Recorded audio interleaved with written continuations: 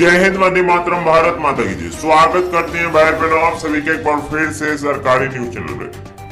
दोस्तों आपको बता दें, ईपीएस 95 पेंशनर्स को लेकर यहाँ पर ताजा बड़ी अपडेट निकल कर सामने आ रही है। जी हाँ दोस्तों, ईपीएस 95 पेंशन के तहत हो गया है बड़ा बदलाव। अब इस नियम के तहत मिलने जा रहा है सभी पेंशनर्स भाइयों को बड़ी पेंशन 7,500 प्लस डीएनएस अलाउंस का लाभ। जी हाँ दोस्तों, आप सभी को बता दें कि लंबे समय से यह मांग बनी हुई थी। एम्प्लॉय पेंशन स्कीम 1995 की पेंशन भोगियों को एक समान संहिता के तहत बढ़ी हुई पेंशन 7,500 प्लस डीएनएस अलाउंस की लाभ आपके बैंक अकाउंट में क्रेडिट कर दी जाए। उस मांग को लेकर फाइनली यहां पर सरकार ने प्रतिक्रिया दे दी है और कहा है कि जितने भी पेंशनर्स भाई हैं उन सभी को एक समान संहिता के तहत बढ़ी हुई पेंशन 7,500 प्लस डीएनएस अलाउंस का लाभ आपके बैंक अकाउंट में क्रेडिट कर दिया जाएगा।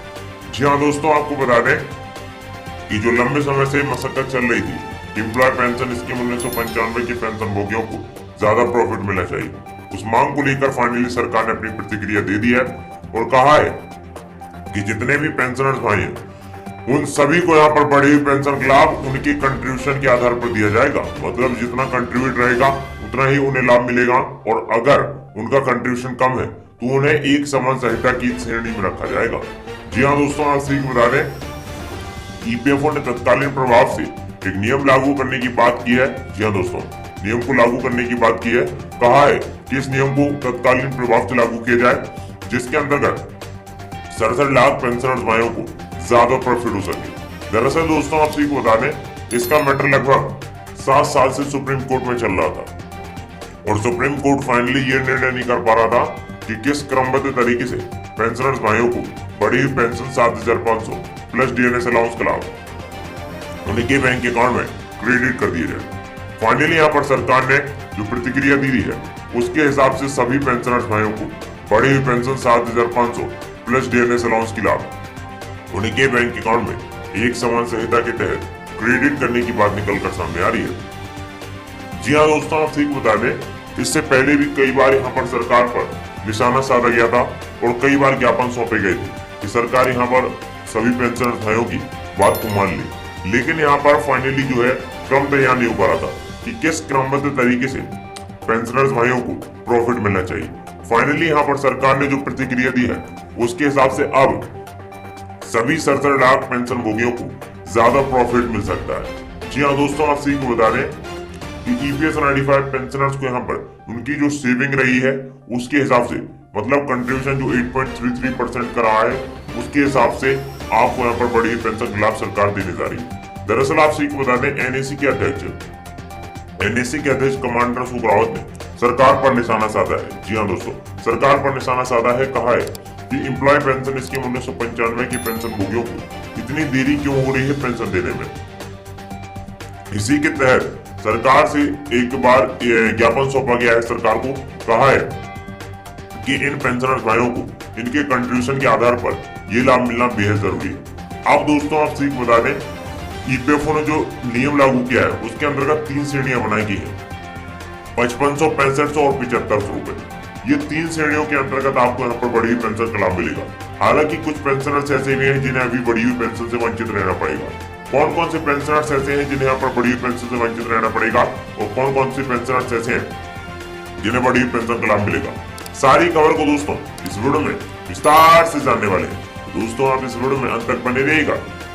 दोस्तों इस वीडियो को बनाने में काफी मेहनत लगती है, तो इस वीडियो को दिल से लाइक करने के बाद चैनल को सब्सक्राइब करने के बाद और नोटिफिकेशन जरूर ऑन कर लीजिएगा। चलिए दोस्तों बढ़ते हैं आज की ताजा बड़ी अपडेट की ओर। ईपीएस पेंशनर्स के लिए अच्छी खबर, अब महीना खत्म होने से पहले ही खाते में आ जाएगी पेंशन। जी हाँ दोस्तों, आपसे बिल्कुल सही सुना।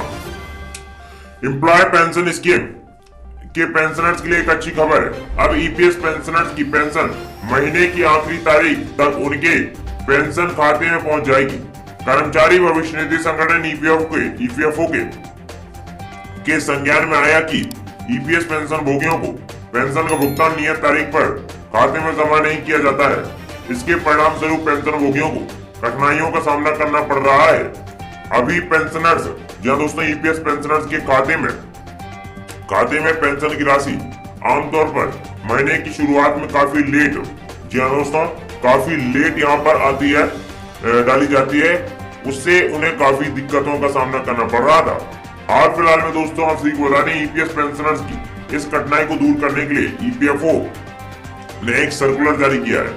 इस सर्कुलर में कहा गया है इस मामले में पेंशन डिवीजन द्वारा समीक्षा की गई है और आरबीआई के निर्देशों के अनुसार यह निर्णय लिया गया है कि सभी फील्ड ऑफिस मासिक बीआरएस बैंकों को इस प्रकार भेज सकते हैं कि पेंशन माह के अंतिम कार्य दिवस को या उससे पहले पेंशन भोगियों के खाते में जमा हो जाए। मार्च के महीने को छोड़कर जिसके लिए पेंशन 1 अप्रैल को या उसके बाद जमा होती रहेगी, उसी के अंतर्गत बड़ी पेंशन को लाभ दिया जाएगा। निर्देशों के कड़ाई से अनुपालन किया जाए सुनिश्चित। जी हाँ दोस्तों, सरकार ने भी कहा है, ईपीएफओ ने यह भी कहा है कि इसके अलावा यह भी सुनिश्चित किया जाए कि पेंशन वितरण करने वाले बैंकों को पेंशन भोगियों के खाते में जमा होने से 2 दिन पहले से ज्यादा पहले नहीं भेजी जाए। ईपीएफओ सर्कुलर में कहा गया कि कड़ाई से अनुपालन के लिए उपरोक्त निर्देशों को ध्यान में रखते हुए सभी कार्यालयों को सलाह दी जाती है कि वे अपने संबंधित क्षेत्रकारियों के तहत पेंशन वितरण करने वाले बैंकों को आवश्यक दिशा निर्देश जारी करें ताकि उपरोक्त निर्देशों का उचित कार्यान्वयन सुनिश्चित किया जा सके। ईपीएस क्या है? जी हाँ दोस्तों, आप सभी को बता दें, ये भी आप जान लीजिए खबर विस्तार से, जिससे आपको यहाँ पर आगे कठिनाइयों का सामना न करना पड़े।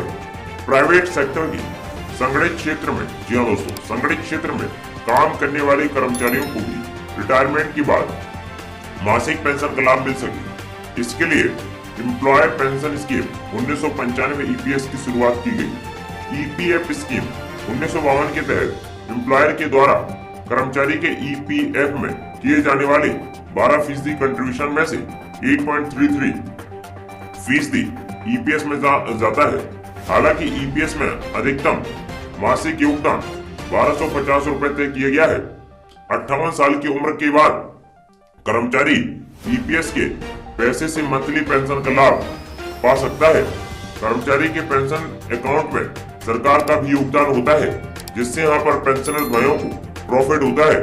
दोस्तों आपको बता दें, पेंशनर डिवीजन ने यह भी कहा है कि इन पेंशनर्स को यह समय सीमा के तय पर पैसा मिल जाना चाहिए, साथ ही साथ इन्हें कुछ वृद्धि के साथ ही पेंशन मिलनी चाहिए। दोस्तों ये इस वक्त की ताजा बड़ी अपडेट निकल कर सामने आ रही थी, क्योंकि आप सभी को बताना बेहद जरूरी था। दोस्तों आप लोगों को कैसा लगा है कमेंट बॉक्स में बताने के साथ साथ वीडियो को लाइक जरूर कर दीजिएगा।